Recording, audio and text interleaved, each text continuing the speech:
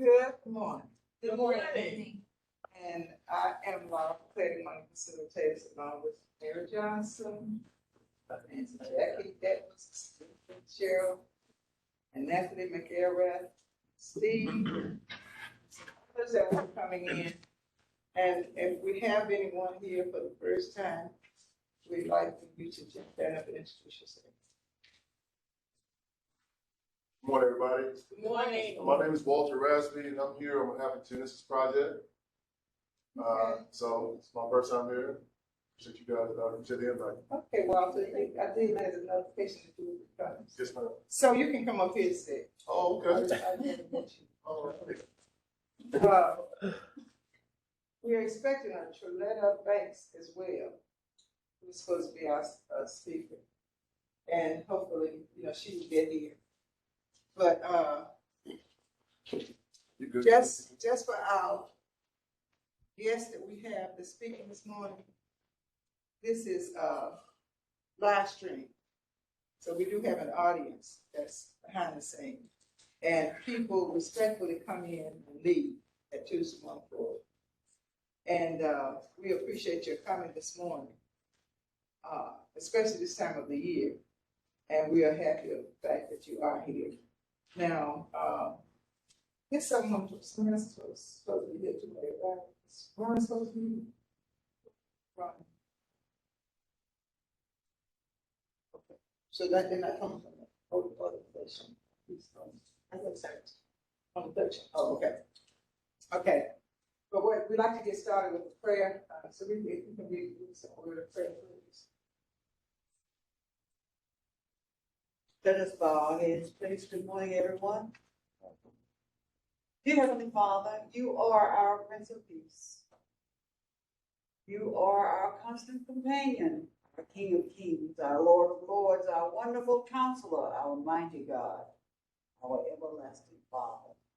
This morning we thank you for this day, for the wonderful opportunity given to us. We thank you for the gifts of life, and our families and friends, and the breath in us. Thank you for goodness and blessings over our lives and for the sacrifice that you made for us to have life and freedom. Forgive us for all our sins and inequities, especially when we do not thank you enough for who you are or what you do in our lives and what you have given us in our lives.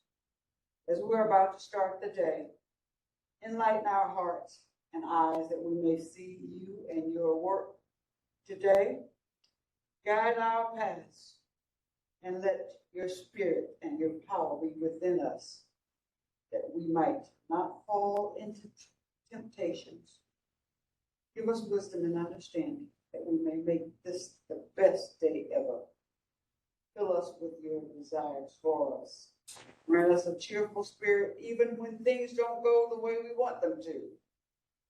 Thank you, God, for letting us see another anniversary for the 13th Amendment, which is December the 6th. Let your will be done in our lives and in the lives of our children. It's in Jesus Christ, your Son's name, that we pray.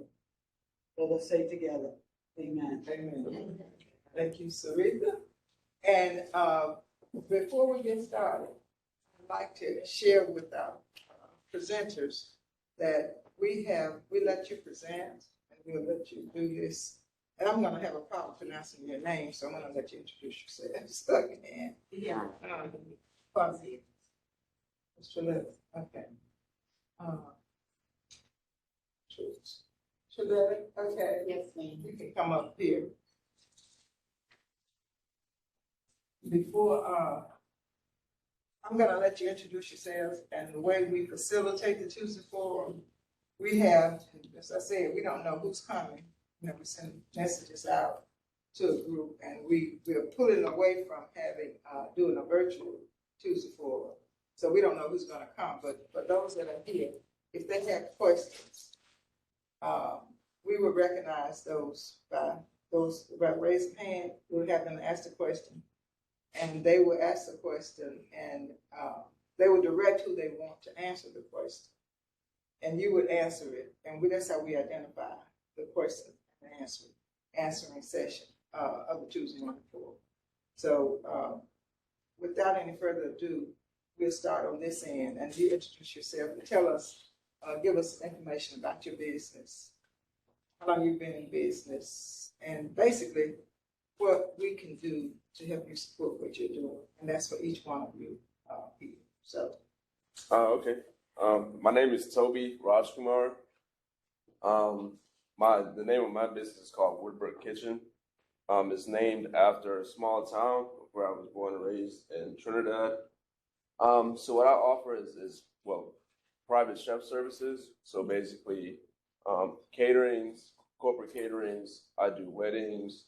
I do meal preps for CrossFit gyms, private dinners, consulting for different restaurants. I've been in business about 2 years now. Graduated from UNC Greensboro. Did not go to culinary school, but I've always known that I wanted to make a name for myself and show people like a change in culture or different cultures that I think Charlotte needs. Through my food. Another aspect I want to highlight is like I like to work with like local farmers, so like the people in the neighborhoods who have the same mindset. So I kind of like to keep it aligned in that way, because back home in Trinidad, we get our food from farmers, people who plant and grow our food and stuff. So I want to keep that same aspect with my business, even though, Charlotte is not a farming town, but the outskirts, people do a lot of farming and stuff like that. So what else did you guys want to know? That's good. Oh yeah, that's pretty much about what I have to offer. So my name is McGuire Lubica. I am the founder of a Surefire Neighborhood Market. It's a modern convenience store. Our mission is to redefine the conventional convenience store through modernization, technology, and good food. We're located in Rock Hill, South Carolina, which is about 25-30 minutes away from this location right here. We're in what you consider a rural area. The demographic there is majority African American, Hispanics. They live within a mile radius of the nearest major grocery store, which happens to be Food Lion. And so the background behind it, my parents have been in the convenience store industry for over 20 years. So me and my siblings, we grew up in that business. I remember I went off to college. My parents still had the business or whatever, and I hated the store. I never wanted to do that because it was not an easy life. For a long time in my life, it was just like school, store, and home. That was it, school, store, and home. I didn't really have an outside life. And so when I went off to college, I was like, there's no way I want to go back to that. But after I graduated, I went into the corporate world for like a few months, and I realized, okay, this is really not me. So I went back home and was trying to figure out what I wanted to do. And my mom brought up the idea that me and my brothers should run our own shop. And so it was something me and my brothers sat down and talked about. We came up with a strategic plan and an idea for maybe like 3 years. And then in July, we finally acted on it. We remodeled one of the stores that my parents had. We shifted from what it was a typical convenience store into a modern convenience store. You can go in that store now and be able to buy fresh fruits and produce and stuff like that. It's now what is a neighborhood market, which goes into play, Surefire Neighborhood Market. People come in there all the time and like, wow, I can actually buy food and I can buy stuff in here and go home and cook something, which is not typical of a convenience store. And so we've had partnerships with Atrium Health in Rock Hill, South Carolina, where they helped us with grants to be able to form this project. One of the two things that we're focusing on is combating food deserts or food apartheids and the digital divide. And so a lot of people in rural areas, they don't have access to healthy and affordable foods, and they also lack access to modern communication, which is technology and stuff like that. one of the things that we implemented in our shop, which is different from most convenience stores, is we have a reward system, and so you can come in there and every dollar you spend, you get 4% back.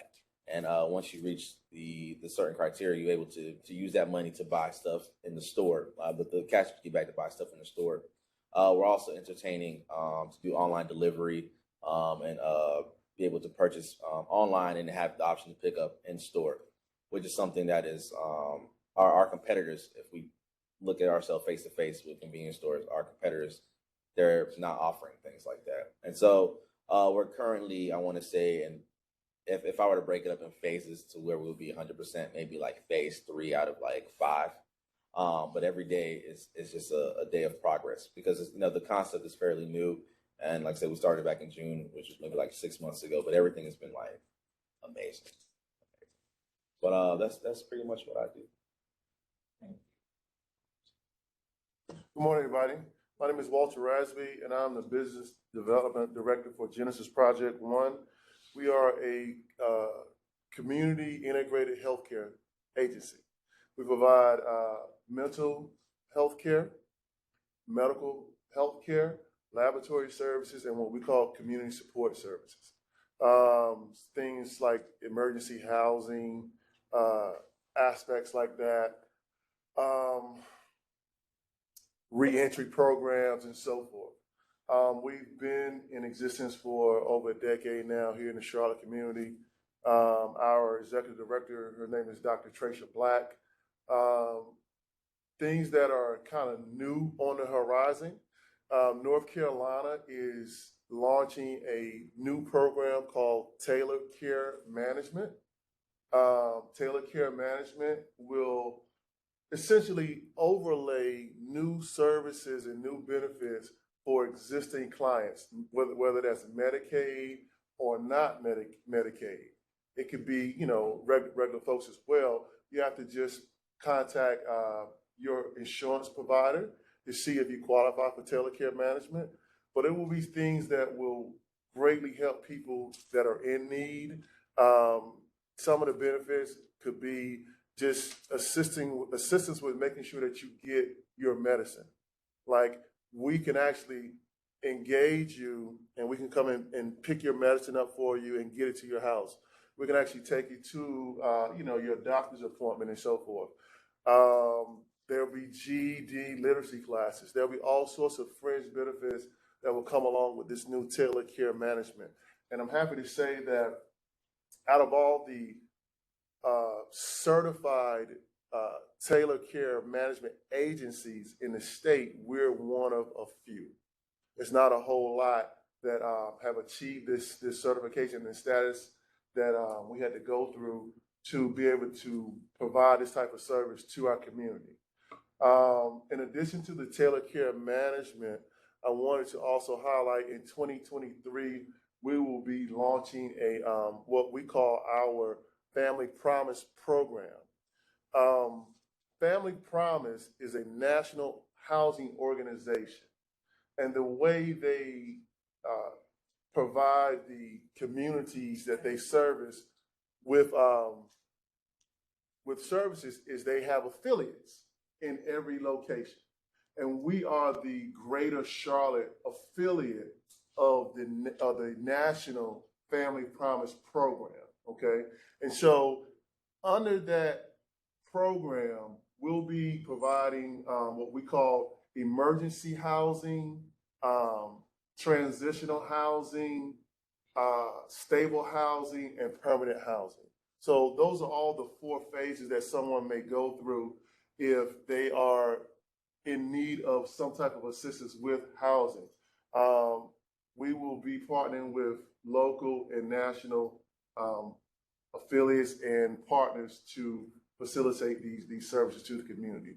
I have some brochures if anyone needs one, and I'm open for questions. Thank you. Good morning. My name is Trilletta Banks, and I am the Chief Executive Operator of Another Level Staffing. Another Level Staffing is a staffing agency geared towards employing individuals who are formerly incarcerated or have something on their background.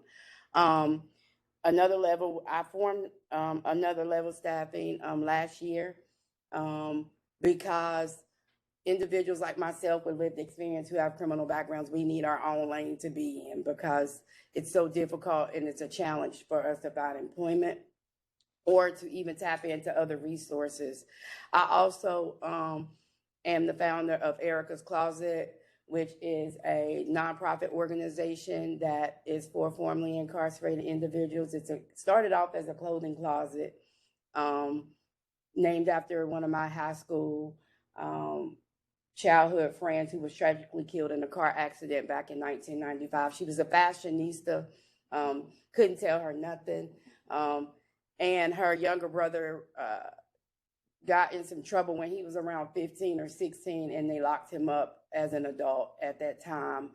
I moved to Charlotte in 2001 and got myself in some trouble, made some difficult decisions in a difficult situation, and I was unemployed for 4 years after I caught my charges. And I found a nonprofit called the Center for Community Transitions, and they allowed me to be an intern for 1 year there as I was going to CPCC, rebranding myself in the human service department. And CCT allowed me to be an intern for 1 year, and then they hired me after that. And I stayed there 5 years and kind of built my own nonprofit, which was Erica's Closet, which transitioned and partnered with Another Level Staff. And so the model is at Erica's Closet, we get you ready. We have a workforce development program, one-on-one job coaching, reentry job coaching for formerly incarcerated individuals. We make sure that you're able to answer the criminal conviction question,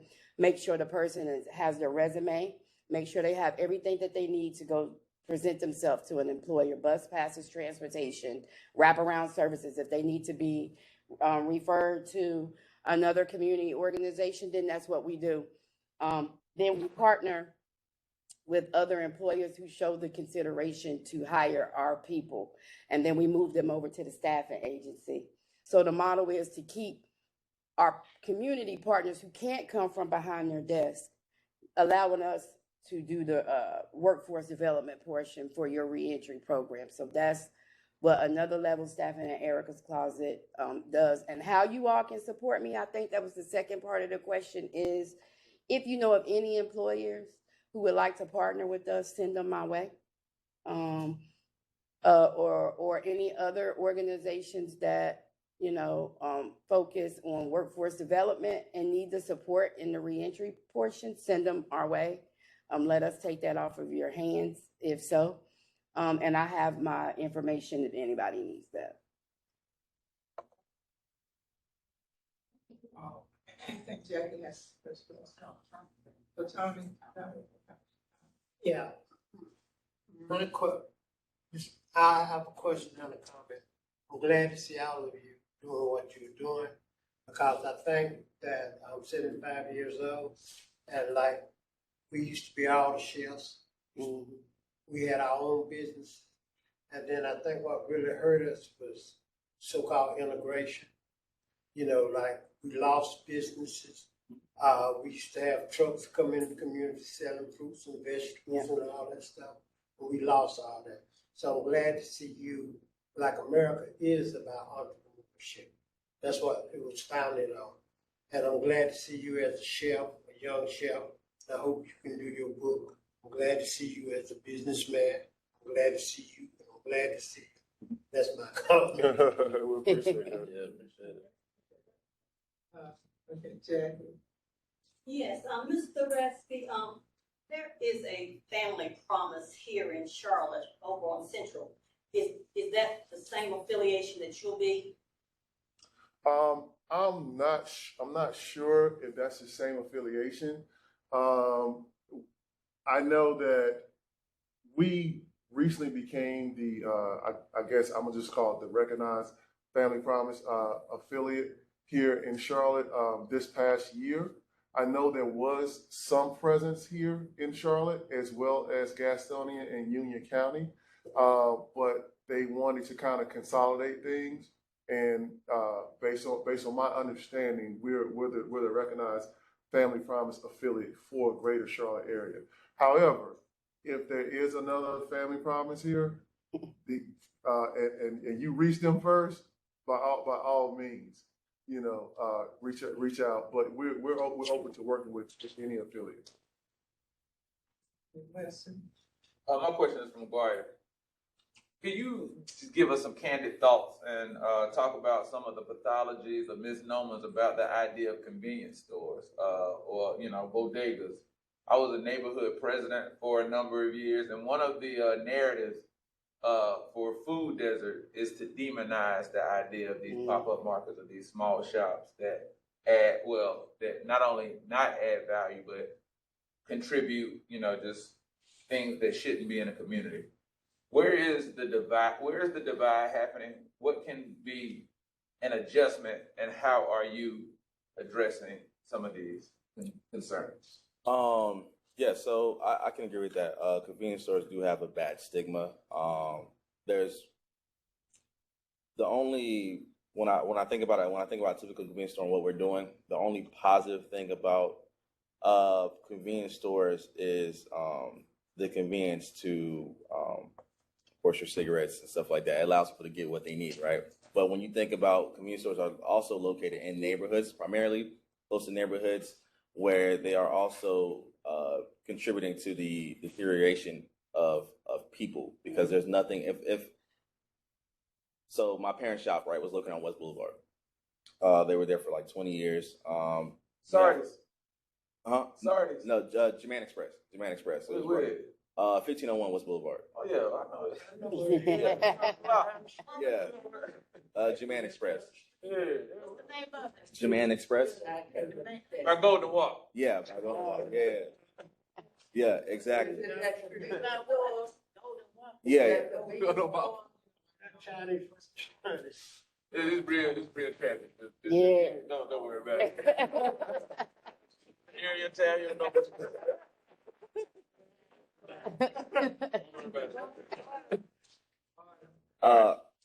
And so that my parents there for 20 years, right? And so I know so many people on that side of Charlotte.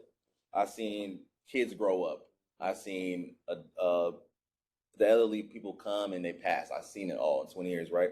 But when I sit back and think about, okay, what did we provide to this community to change their trajectory of life? Nothing. The food that we provided, it was not good for you. The only thing I can say is that we were good people. You know what I'm saying? That's what you'll typically find in convenience stores. The people who are working there are good people. But what are they offering to the community that is actually benefiting them? Nothing. And so when I go back to our model here, where we're providing people, you can come around so you can buy milk, you can buy fruits, vegetables. Like one of the top selling products in the store when we introduced the produce was plums. I think we sold over almost 3,200 plums in a span of like 3 months.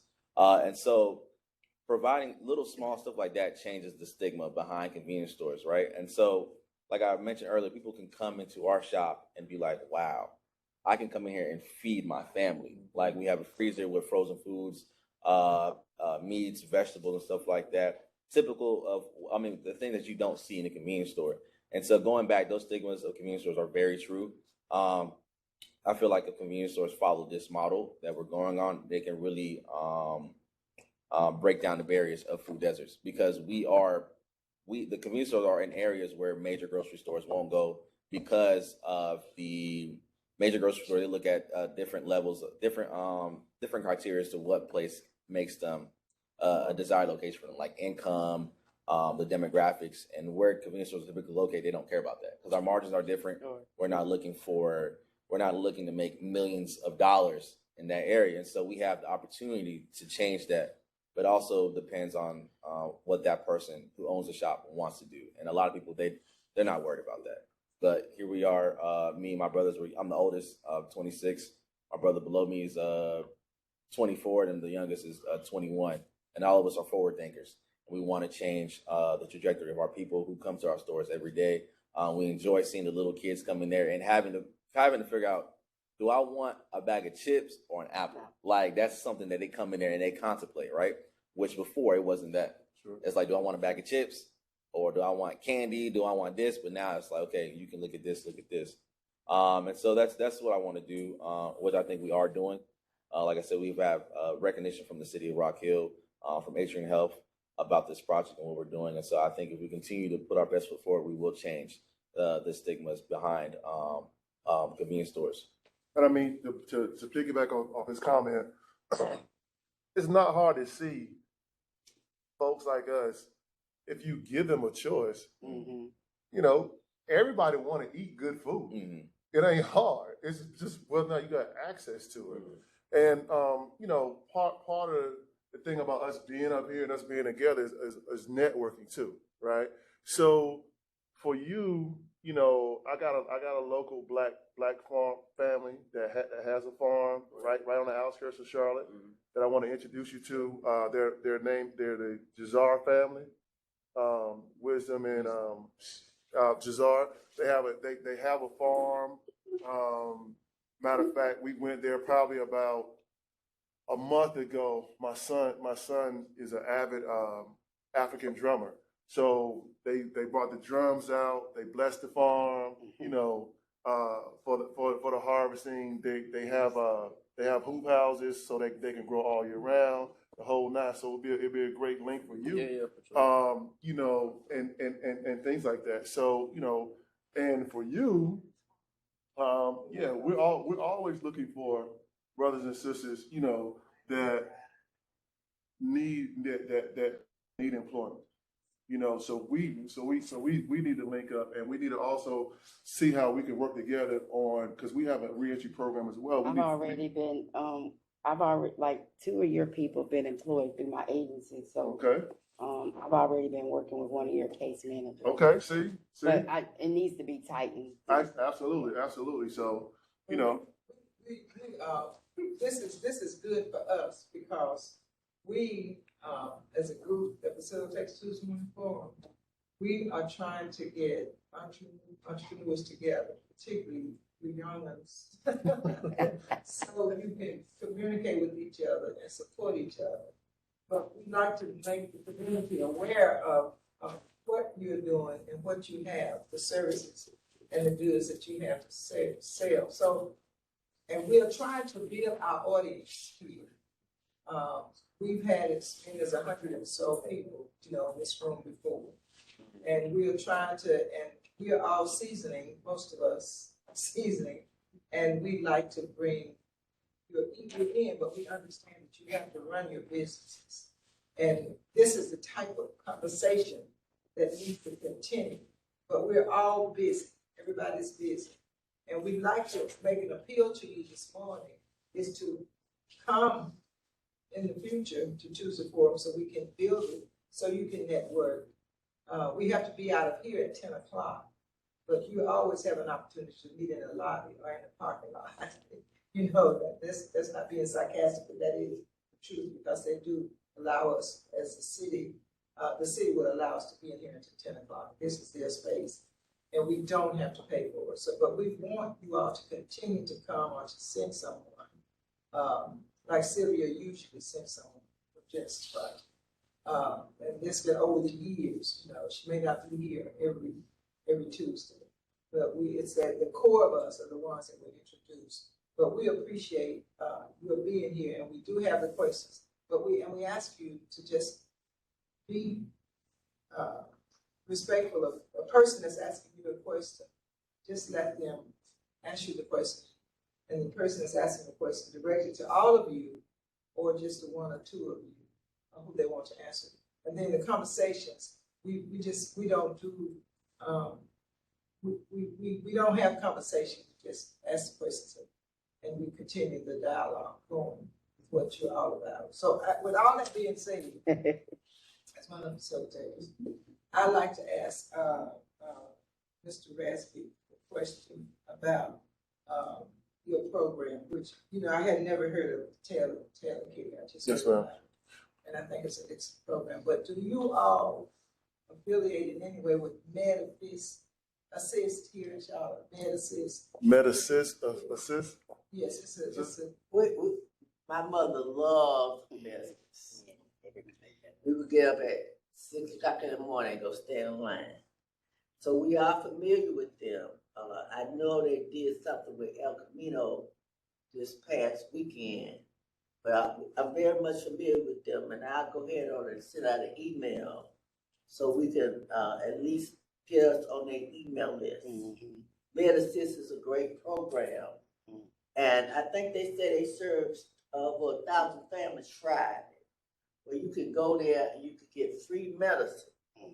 And we used to facilitate our first aid kits for medicine. So I'm very much familiar with them. And see, when you tell people this is what you do, you know, they kind of like leave you at the side. Don't be leaving me at the side. I'm there. I'll get in touch with them again. But I know they had an event this past weekend. Okay. And I'll try to get back in touch with them, but we love medicine.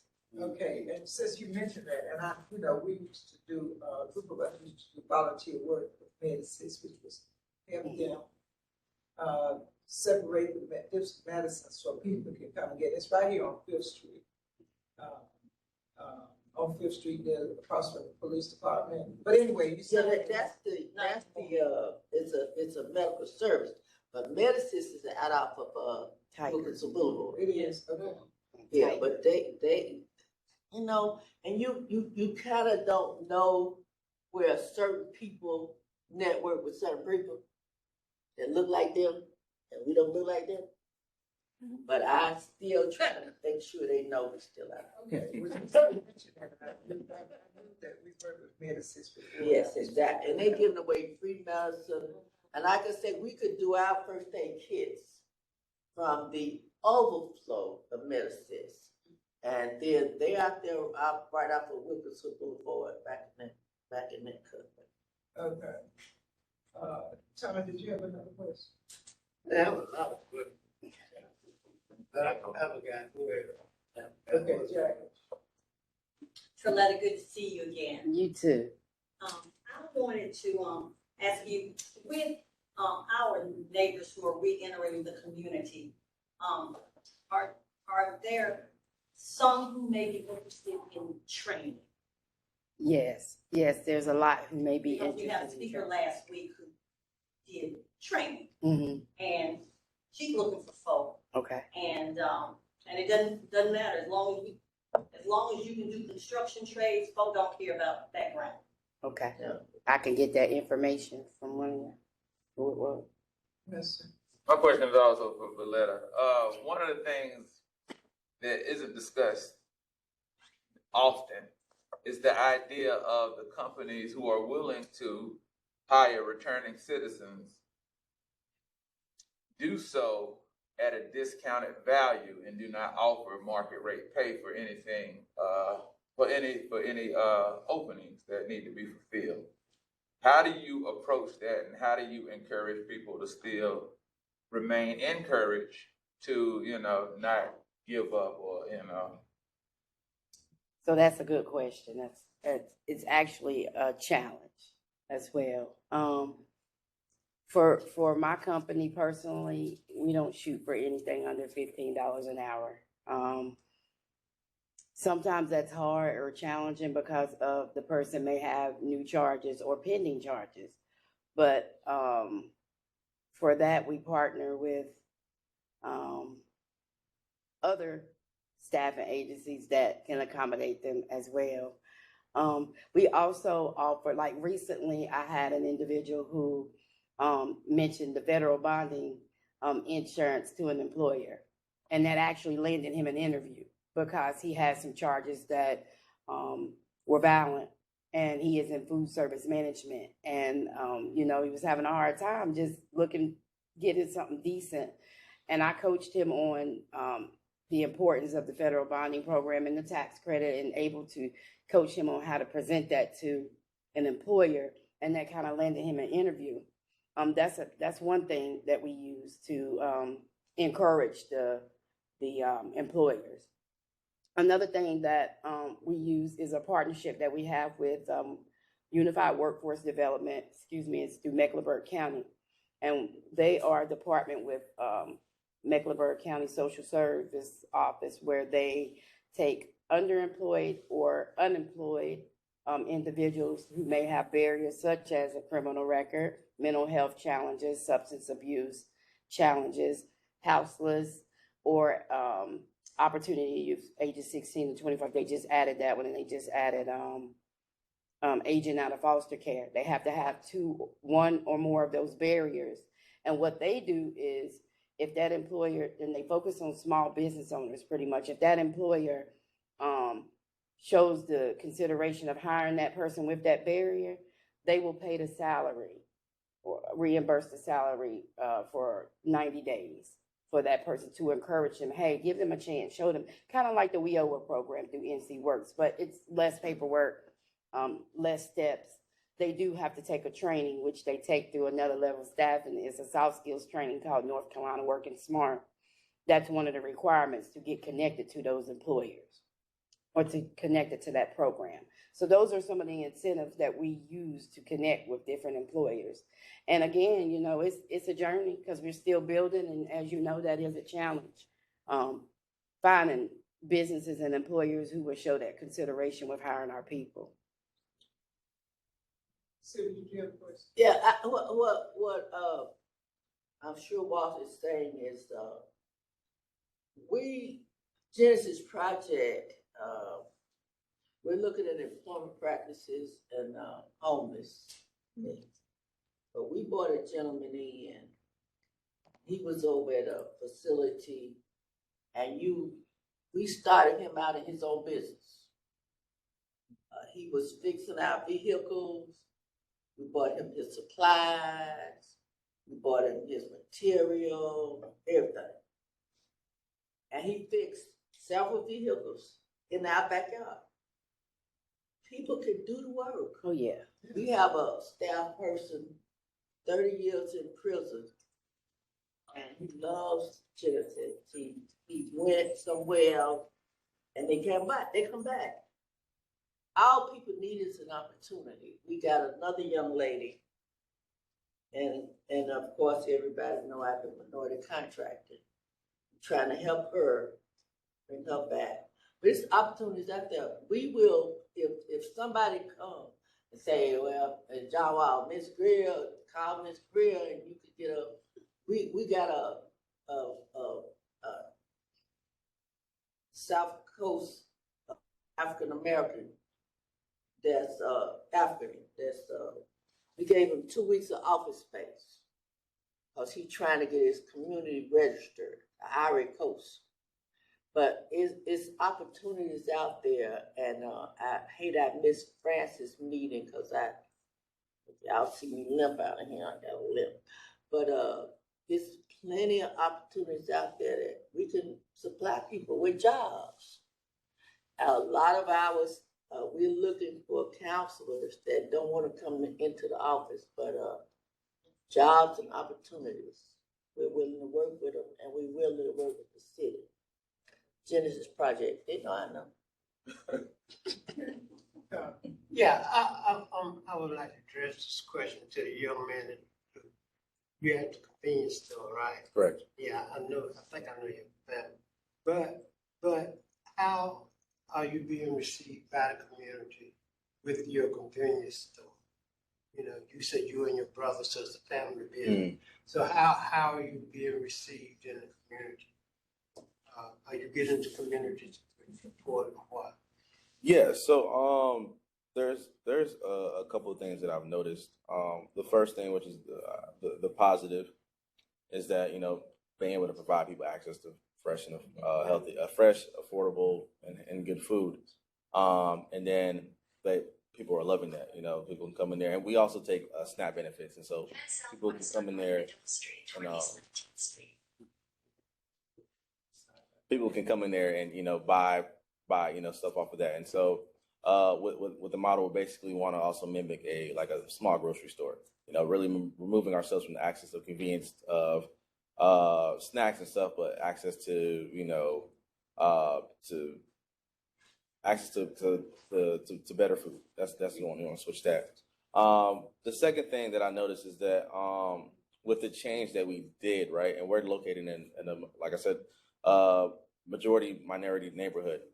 we did a remodel on the store, and so the store did a complete 180, right? And so I remember when we did a remodel, people thought we switched ownership because the store looks completely different. They thought some white people bought it and made it look nice, right? Because it's not typical of a convenience store. You would not see, especially in our area, you would not see a convenience store that looks as beautiful, as modern as this one here. And so there's been some people that I've heard there was like, oh, you guys are pushing gentrification and stuff like that. But what it is just we want our community to look better, but also to feel better. But besides that, these past 6 months, everything has been, I feel, well received. Mary.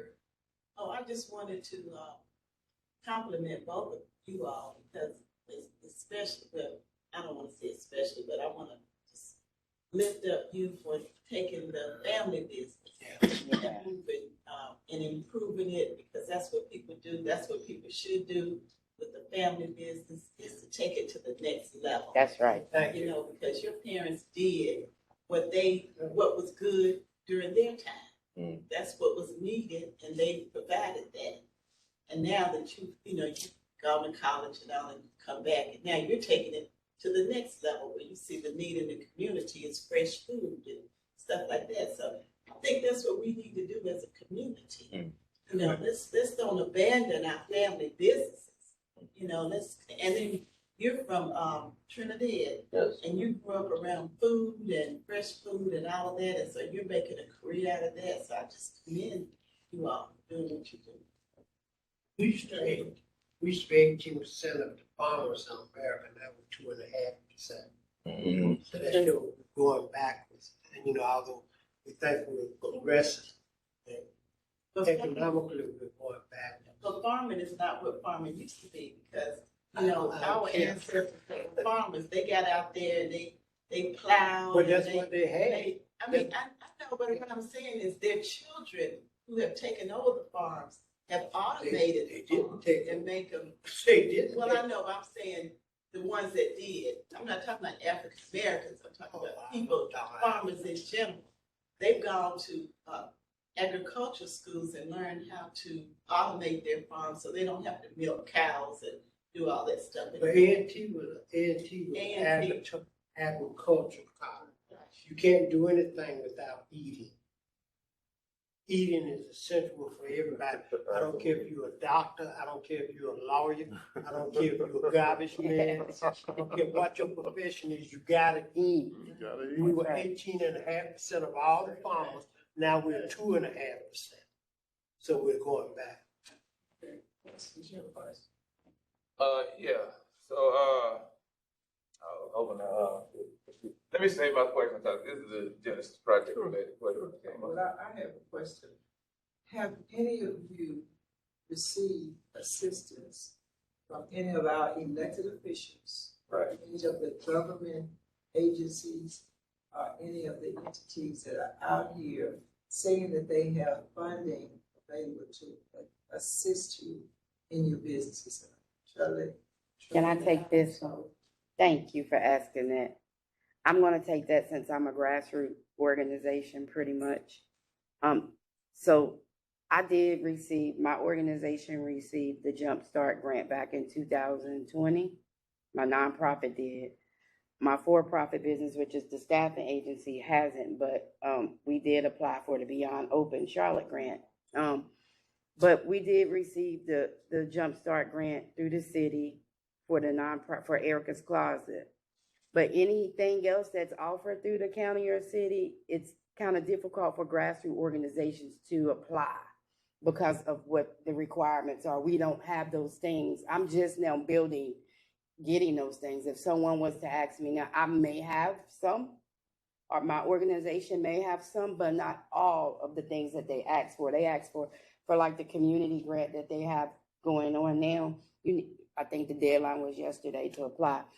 You need an audit. That's like $8,000 or a financial review, which is like $15,000, So I don't have that type of revenue just yet, right?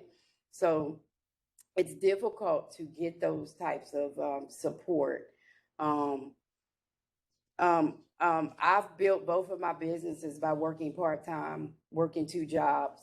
I don't work two jobs anymore, of course, but working two jobs to fund both businesses, business coaches, grant writers, commercial insurance paid for out of my pocket. We just recently got support from Wells Fargo and Spectrum for my nonprofit just this week past.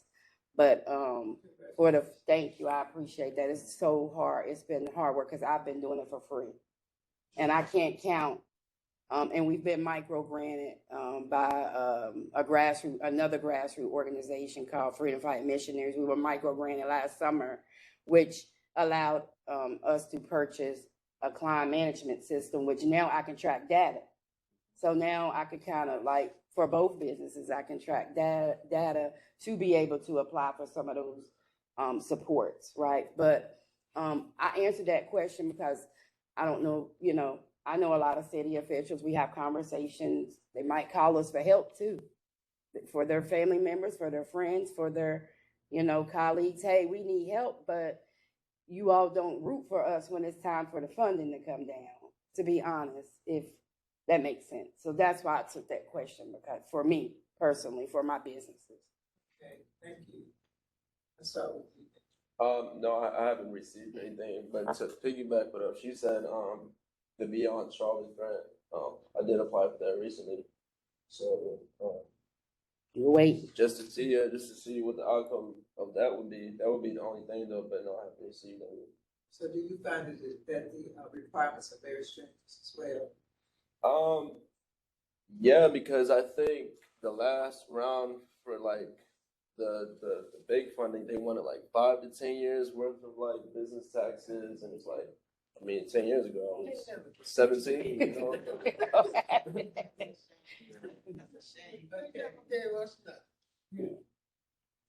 So I'm located in the business is located in Rock Hill.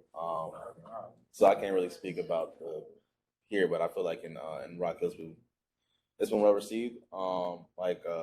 Next week I have a meeting with the mayor of Rock Hill about development within the South Side area.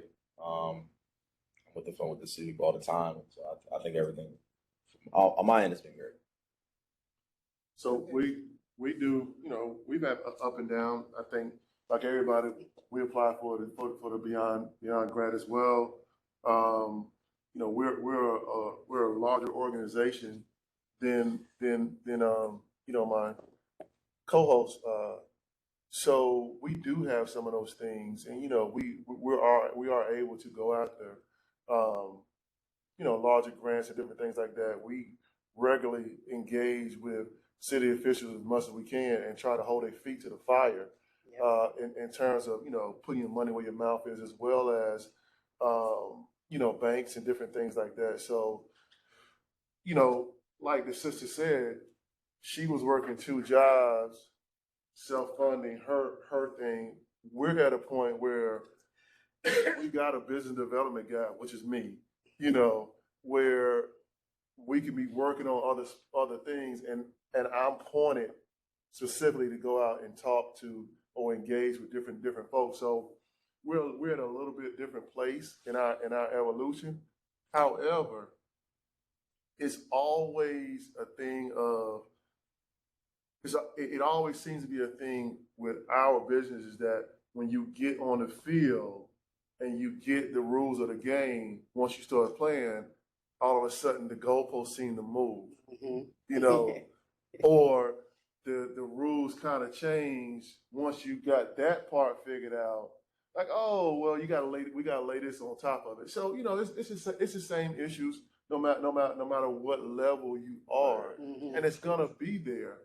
It's just a thing of continuing to try to chop wood out there and make sure that you're kissing every baby, shaking every hand, blowing your trumpet. Because if you're not blowing your horn, ain't nobody know. They're not gonna know you out there. They won't know.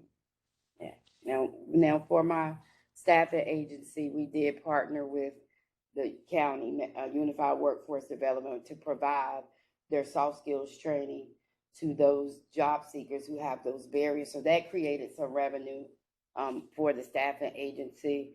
We have one contract with an employer in Rock Hill that we just got, trying to get some security officers for the holidays in Rock Hill, which we're venturing down into that area on some projects. That doesn't benefit Mecklenburg, job seekers in Mecklenburg, unless they want to go to Rock Hill. But again, it's another project that will create some revenue for the staffing agency. So. That's interesting. Jackie, did you have a question? Yes, Toby, I wanted to ask you, when will you start the sandwiches and, where will it be? Oh, Trying to eat. the sandwiches will be an archive Charlotte. Yeah, it's supposed to be starting, waiting on the shipment to come in, but tomorrow, so tomorrow, Thursday of this week, yeah, the sandwiches will be at archive. What time, she told me yesterday that the sandwiches are gonna be there. What time do you normally have the sandwiches there? So if it's tomorrow, it would be in the afternoon. I would say probably like after 2. But Thursday would be start of Thursday. Excuse me, so what is Archive Charlotte? The new copy. Institutions, it's great. Yeah. That's the only place where you can see younger people and older people meet. New routine. It's a new routine where younger people and older people meet. It's a coffee shop. Where is it? It's LaSalle. Yeah. Okay. Got you. Everybody. I need to Federal go official there. Marsha Fudge was just there. Okay. Secretary of HUD. Alma Adams, that's her favorite coffee shop. Okay, all right. And that shopping center was built up like people. Yeah. Chase came in there. Yeah. I knew Richard Hopkins, Yeah, who had the convenience store in there. yeah. You know, Yeah. So let me ask you, Toby, how important is food sourcing for Black people in Black spaces? Do you think, with your expertise and knowledge of food, that the food you provide, starting with archive, can also shift the narrative of what people want from Yeah, I was thinking about that when McGuire was talking. I think it's what the change that we need, because I grew up on the east side of Charlotte on the Farm Pond, right? And I just think of that strip. It's nothing really healthy to eat. It's McDonald's, Cookout, No. Wendy's. So these people like a community, they don't have any healthy options. You know what I'm saying? And it's like, we do have like the 2.5% of Black farmers. Like, the more we support them, the more that they can support us back. You know what I'm saying? So I think that, these sandwiches are archived. They're all healthy. I'm giving vegan options and stuff like that. So people, it's a start somehow. You know what I'm saying? Like, Can I follow up? We need people to go in there and buy these sandwiches, so you tell. Right, no. And Yeah. The only thing, the product and like your stores and the food product that you have, you all mostly have services down there. The capacity to handle, if you were to have a surge, and I found, and I was a business owner, businesses, but having the capacity to handle, having the product or having the people to do the service. Have you run into that problem now with your service being new in your food, the sandwiches? right. I mean, promotions that can you handle the capacity if you had a surge of requests for sandwiches? For instance, we have meetings and we want to cater the meetings, with your sandwiches. Would you be able to turn it around and have that capacity to handle the order? Right, yeah, I feel like I can, but no sufficient notice. Okay. Yeah. Okay. But I'm going back to the sandwiches because Mary keeps saying sandwiches. You gotta get the sandwich. And these two right here, if nobody else, promote the shop, the store up there, archives, like nobody's business. So they're gonna have people up in there. But can you provide the sandwiches on a timely basis where they can, when people go in there, and that's continued? Do you have that type of help? Do you have the capacity to handle it? And I'm only speaking about that is because in some of the businesses I have been in my life, past life, I was given the business over and over again, and I couldn't handle all of it. I couldn't handle all of the business. So I lost the contracts of the business because I was out there and I had a good product or service, but I couldn't handle it. And we've done that, especially in the construction community, and we don't work together. That's my question, that's my concern, is making sure that if you decide that you're gonna open up another convenience store, Yes. if you have the product to put in that store. So, because, you know, I did retail, and you have to keep bringing product in. If it sells, and you have to go with the seasons, you know, with the retail, clothing, stuff like that. Is that the way it works in the store? You have to get the product off the shelf to make it fresh. Do you have the capacity to keep that going? You know, that's my question. The people. Yes, and so with the store stuff, you know, to be able to manage all that, you have to have a team that understands and is aware when stuff gets low and how to order it. And then, you know, when you were next to another shop, and so always working where we are now and figuring out how to scale, and so doing things in certain phases. And so never rushing anything, always understanding, okay, this phase has to be completed before we get here. And so once you understand how to scale, you work, like I said, you work in phases, and everything is just a step by step until you get there, and then just continue step by step. And so, but it starts with a team. I don't think anybody can do anything by themselves, which is why a lot of people don't get to where they want to be. It's a team. So that's what the team. Yeah, you know, I just want to try to comment to your question as well. You know, part of that ability to handle the capacity is also realizing where you're at and making sure that we have strategic partnerships in place. So I'm sitting, my mind right now is focusing on how do I link with her strongly? Because we have a reentry program. She has a reentry program, but what I'm hearing is she has to concentrate on where to put those people and employ them. We're getting people coming straight out of the penitentiary or whatever, and they're coming to us like through services that the Federal Bureau of Prisons wants to see. They want to help these people because they're coming out with services. So I need to now build my strategic partnership with her so that we can bring them in, make sure they're stable, and then we can work with her to make sure they put the work. But somebody like them, they can call her because she got readily available labor, you know, when it's time for them to scale, when that opportunity comes that you're speaking about. So I'm just making a comment to us in general about how we continue to work together. You know, we don't have to lock arms and form a joint venture, but just make sure we're aware of what each other's needs are and develop strategic partnerships. And is the coffee shop black owned? Yeah, it is. Yeah. Okay, all right. Yeah. Thank you. And can I just one thing? So just linking up with what he said, piggybacking off of that, being that they're small business owners, I'm not for sure about the Rock Hill, but I can ask questions. But Toby's in Mecklenburg County.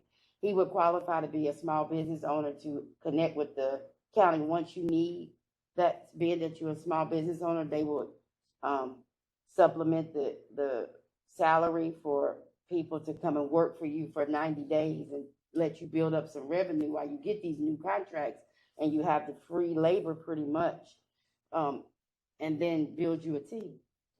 See what I'm saying? So it's a circle of life if we work it in a systematic way. Yeah, sure. Have any of you ever been to Bill Malik's business consortium?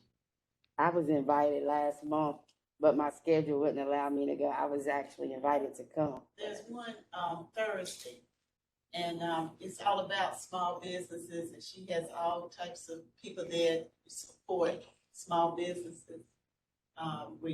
People that give grants and all that kind of stuff, and certifications and everything, so that, just look her up. It's at the Valerie Woodard Center on Freedom Drive, used to be Freedom Mall. James Mitchell had one for the city side too, right? She used to have, it used to be uptown, yeah, it used to be at the government center. That corner right here. Thank you. I get the notice on it, but she is very successful, and what she does, she has a caterer that will cater the event, so you have lunch. And so the caterer is an entrepreneur. It's a different person every month. But it's like if you want to do it one month, you can showcase your business by catering it. And, I don't mean big spread, but Do you all pull up the Tuesday morning for announcements? Do y'all get the emails? Any of you? I don't. Okay. What about you? You get it? I know. Okay, well, I ask you all to please give the information to Steve, and we can post in organizations and groups like this on the website for Sarah Stevenson Tuesday Forum. Take a look at that, because we are trying to emphasize entrepreneurs, particularly African American entrepreneurs, particularly young entrepreneurs. That's what we're trying to get to, because we've been looked at as perceived as being political, working with the politicians, and we always do. That's part of it. But we like to get to dialogue, more dialogue, healthy dialogue like this of substance, where you all can connect, and we can support whatever we need to do to support it. But right now, our support is through the live streaming, Facebook Live, and you're coming and presenting, and hopefully you will be able to benefit not only with each other, but with our audience, our listening audience as well. Listen. And I missed it. I was a little late. Toka, can you just talk about your culinary background and your ambitions, the way you want to expand to? Yeah, so I actually did not go to culinary school. I went to UNC Greensboro, double majored in business and entrepreneurship. McGuire mentioned this earlier. I didn't really want to work for anybody. Didn't want a corporate job. You know what I'm saying? Like, just be honest. And cooking was something that always came easy to me. And when I graduated, I started selling plates. My barber was like, "What you want to do?" And he's like, "Yeah, I want to try your food." So I just brought everybody plates and stuff like that. And then everybody started wanting plates, and I just started selling plates from the barbershop. So it just started from there, and just seeing, okay, this is something that I can grow, scale, and it's something that I like, and I don't get tired from it. You know what I'm saying? Like, I don't. It's not like other jobs where I work for a year, a few months. I'm like, man, I don't want to be here. My mental is not there. So that's kind of how I got started, and to see where I want to go is just providing the community with a different option of food to eat that covers the gaps. You know what I'm saying? Like,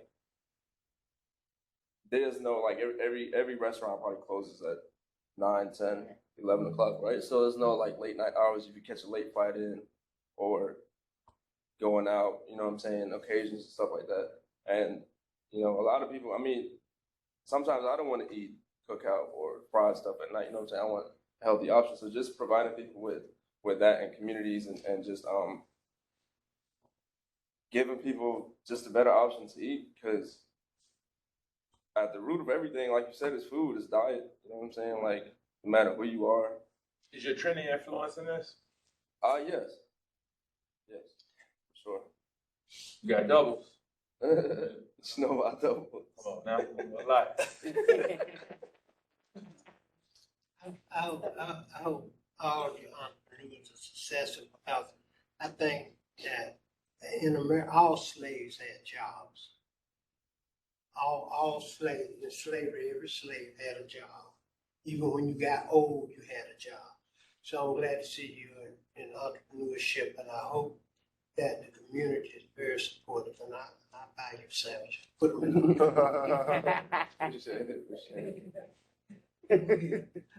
Okay, I just, we have a little bit of time here, and I'm just gonna ask, if we usually wrap it up about 10 minutes up and take announcements.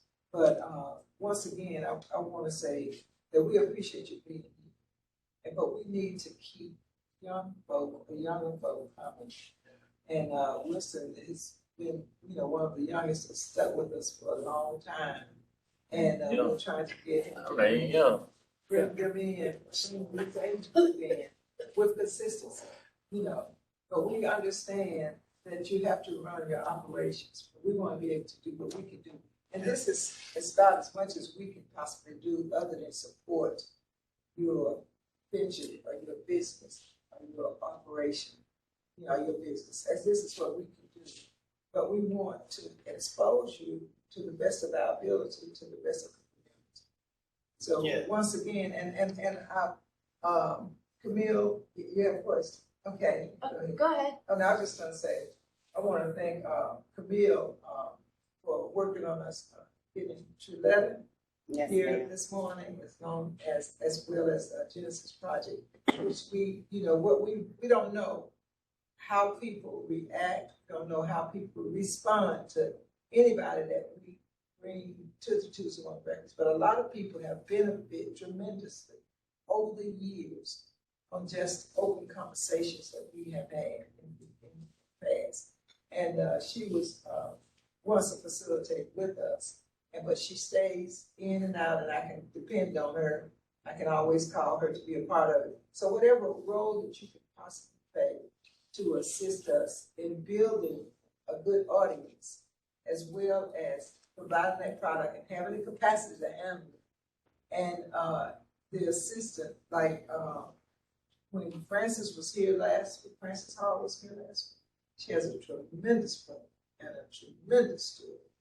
And, I've made a few phone calls on some things that I just didn't like what I heard, and hopefully it's going to work out. I don't know, I can't say what the end results will be, but there may be one person or two or three people in here that can assist you in some way. So we ask for your support.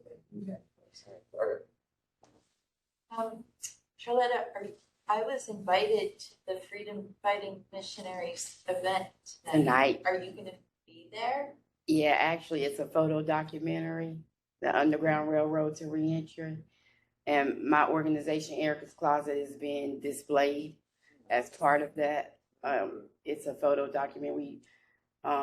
It's just sharing the light on grassroots organizations and individuals in this community and different communities that are kind of like the Underground Railroad to Reentry. Like, we all stick together, kind of behind the scenes, connecting, making sure that our people coming home get what they need. So it is really like an Underground Railroad of connecting with each other. So that is tonight at 6 o'clock, 6 to 9 at the Mint Museum. Downtown, yes, sir. And that'll be tonight. And I got a feeling it's giving me chills because it's making a big noise, and I wasn't expecting that. So I'm interested. I really don't know the agenda. No one's given us the agenda. We just need to show up.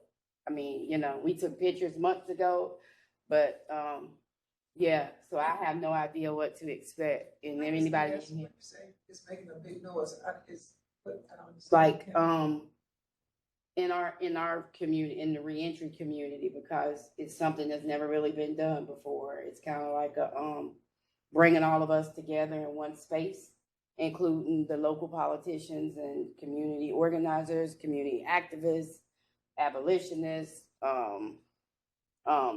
funders, board members on certain places. Everybody. The sheriff is being on display. The district attorney is being on display. It's a lot of people that is being recognized this evening. So it's kind of like when you don't know what to expect. Yeah, you see. Yeah. And I wanted to mention that Queen City Nerve had their Best in the Nest Oh, yeah. list, and Archive Charlotte was Mm. on it. Yeah. And I want some of your brochures, and also I'm interested in how you're sourcing your produce from the local farmers. Can you talk to that a little Oh bit? yeah, I go to this market in Matthews. I don't know if you are familiar with that side of The town. farmers market. Yeah, and then uptown too. So I think it's like every Saturday, Sunday. But that's where I go. Okay. Sammy, Sammy, who kind of runs that Matthews. Is his last name like Dimon? I'm trying to think of what his last name. I know of A Sammy, but I'm not too sure if that's Okay. It might be the same one. And you said you're looking to expand? Yes, correct. And so we have yes, correct. Are you guys familiar, I'm sure you are, with the Three Sisters market that they're trying to build by the West Boulevard Library? I don't know if that would be a different kind of scale. Got cheap produce too. But I don't know if where that stands as far as being able to open up, but I wonder if you might want to be able to talk to them, or I think they call it a market, so I don't know if it's, like I said, a different scale than what you all are doing, but I think what you're doing is great. Thank you. I'm not familiar with that project, but I'll definitely take some time and look into that. The Three Sisters Market, you said? They have a sign by the on the parcel. I'll put you on. Okay. Yeah, there's a little community garden there too. Mm-hmm. Library. Yeah, I do. For the Genesis project, I got two. One for Valletta, one for the Genesis project. So I have a tenant that falls between the cracks on so many things. And I noticed your mission said we help families in crisis. And how do we get to spaces where we can find a space? How do we get to spaces where we can help people before they meet crisis? For example, this tenant that I have, he was born in 1963, so he's not quite a senior. His eyesight is right before legally blind. So, he has challenges finding, employment. He's willing and he's able. He has an older son who has some special needs as well. But he doesn't qualify for a lot of the programs that are being offered and this might not be the right word, I guess, sensationalized to get the help. It just doesn't, it's not the person you can throw out there and say, I'm helping him now to get me the funding. Right. How do we meet these people kind of where they are with needs that could just help them kind of? So, obviously you have to engage people, like you're doing. It sounds like you already know some shaping factors around a gentleman. That'll be one of those things from our perspective. We would have to engage them and maybe do like a what we call an intake session with them to understand their total picture. This tailored care management that North Carolina is rolling out, he may be a target for that program. We would help him get contacted with probably Alliance, which is the largest provider in this area, that once they say, oh yeah, we can allow him to participate in the tailored care management program with a client, in Genesis, you can service him. Now, what that might mean, if his eyesight is bad or this and that, we can have some of our community healthcare workers, which I need some community healthcare workers. We can have some of our community healthcare workers come and pick him up, come and do things for him, help him out to help fill in some of those cracks that he may be falling into or tripping and falling on. I hope that helps. Can I elaborate a little bit? So I assume you're a property owner, correct? Yeah. So I volunteer for another organization called Reentry Housing Alliance, and We focus on formerly incarcerated individuals who have something on their criminal record, tenants trying to find housing, right? We recently just launched the transitional house over on LaSalle by Archive. But what I wanted to say was, as a landlord or community member, you recognize he has those things. And like he said, if all property owners would be like you, right? Recognizing that, hey, I've had this tenant a while. I see that they're challenged in this area or struggle. How can I connect them with the community resource? Because you're looking at a product of that. That's called coordinating services, wraparound services, micro, macro, in the community. And if we have more property managers or owners as yourself and community members that were able to take that extra step, because again, the more settled he is, the better he's going to take care of your property. It all works together. Well, I tell you what, I'm not receiving, any incentive for it or grant funding. Right. I don't know if that could be systemically changed because it's killing me. Okay. But my question for you is, how aligned are you with others in the space, like with Tijuana Brown, and what's my guy name with is it Jamal? He comes in here with glasses. He has another reentry program. I probably align with them. You know, what's his Gemini. name? Gemini. Yeah, like, are you guys, again, aligned with each other to pick up in spaces where the clientele that you serve could use those services, but just might not be aware of them? So yeah. So that's where that Underground Railroad thing comes in at. It may miss a bigger organization, but it may hit us because someone that knew someone that knew someone that knew Tijuana just opened a transitional house. Hey, Tijuana we know that they're going to be safe with someone with lived experience. So we all kind of like silently talk, I guess. Silently work together. Underground Railroad, pretty much. That's the best way to describe. We may not see each other every day and talk on a daily basis, but we know to send this person to that person. It may be out of my realm or my competency, but I'm going to send this person to that person, Tijuana, Gemini, or whoever else that's in the community that's doing the work, because we know that they're going to be safe. Okay. Yeah, I want to ask the young man on the end about your sandwich service, because I used to work with canteen vending service when I was a young man, and their canteen made sandwiches, and they had cafeterias and factories. Like somebody producing something, they had a cafeteria. And I used to be over the kitchen, the canteen, and so if you have a card, can I get one of them? Could I get your information? Yeah, for sure.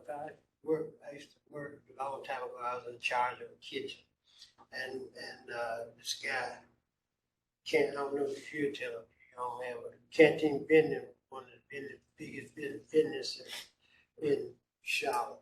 And they sold sandwiches, Jello, potato salad, dog too. Yeah. Okay.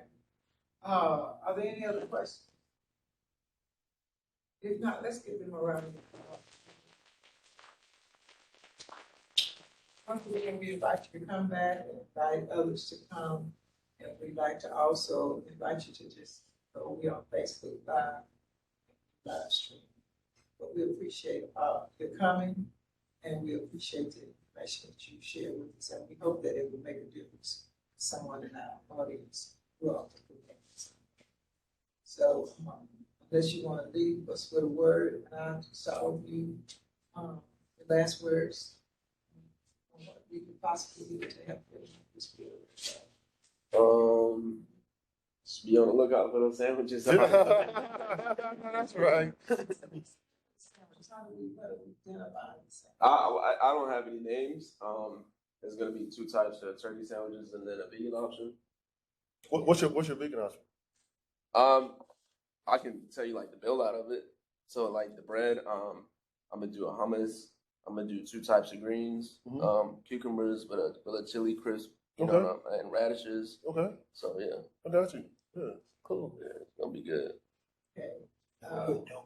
I just want to say thank you for inviting us, allowing us to be in the space to share what we do. I definitely want to be more involved in the background and try to get also younger demographic in here as well, who are also doing things in the community, and would love to have a platform such as this to share what they're doing. Thank you, man. Appreciate it. Thank you. Did you get the address? In case we're in Rock Hill. Oh yes. I'll say here, but I also I don't have any cards because people usually come to me. I don't go to them, but You can tell us yeah, but the address 702 Ogden Road, Rock Hill, South Carolina 29730. The website, Ogden Road. The website, OGDEN. Sorry, 702 Ogden Road. Website is www.surefire SUREFIRE marketsco.com. Still working on it because, like I said earlier, we're working on doing being able to come to the delivery portion of it, where you can buy products online and have it shipped to you. I mean, delivered to you or for pickup, and so you can still access the website, but it's not like officially completed. But I appreciate the invite this morning. I may be new, but Genesis is not new to you guys. So you're just hearing a different voice from Genesis. But I definitely enjoyed the dialogue this morning. This is I really enjoy being able to say, hey, take this contact and call Wisdom and ask him about his food. Oh, I think I'm gonna come out and get me a vegan sandwich. Let's link up. Da da da. I enjoy that. So I appreciate the forum and thank you for having me this morning. Yeah. I appreciate this space as well for allowing me in this space. I appreciate Ms. Camille for the invite, getting me here. Just like McGuire said, I would like to be more involved, getting some younger entrepreneurs in here, because they are out there and they're doing some great things. I think my last remark would be what me and Winston just had the dialogue about. If you identify someone in your community or someone that, living in your property or something, and they're having some challenges, let's try to figure out a way to connect them to some services and resources to pull them back to where they need to be good neighbors, good community members, whatever that looks like, right? Because if someone hadn't done it for me, I wouldn't be sitting here. And Miss Jackie is proof. She's seen my, she worked at the same agency as me years ago, so she see where I've came from. And if I didn't have those community members or community organizations that I was able, or somebody was able to connect me to, or I was able to identify with, I wouldn't be sitting here. I would probably still be in the struggle, in the whirlpool, the rat race, trying to figure it out with my 2 kids. So if you as a community member, if you identify someone who has challenges, trying to connect them to some resources or organization. Okay. You got any cards again? We can stay in here until 10 o'clock. You got 3 minutes. Gotta go home. I'm sorry. You have an announcement. That's an announcement. I'm sort of responsible for, through this group, because I made a promise, and I'm keeping it, to bring the all the Juneteenth organizations together under one roof for this Juneteenth 23. Anyway, they've done a calendar, an 18-month calendar now. And if you want one, see me outside in the parking lot. I'm going to put my telephone number with Steve so that you can call me, and I'll get it to you. Make sure when I give you a receipt for yours that I put your telephone number on it so I can call you and bring it to you, whatever avenue we can manage to get it to you. But the calendars will be ready this week, but we're going to start selling them the first week in January, okay? All right. And it has dates relative to this president signing it last June 17th, signing it into law. It has dates. It will have a date, the next, because I'm gonna see to it, that, the mayor of Charlotte has declared a holiday for Juneteenth for this year. In other words, city workers will be off. That's right. Should have been off last year. That's right. Get your pay. Anyway, I have the calendars. They're $6.19 a piece. Okay? Thank you. Any other announcements? If not, thank you, everybody. Thank you.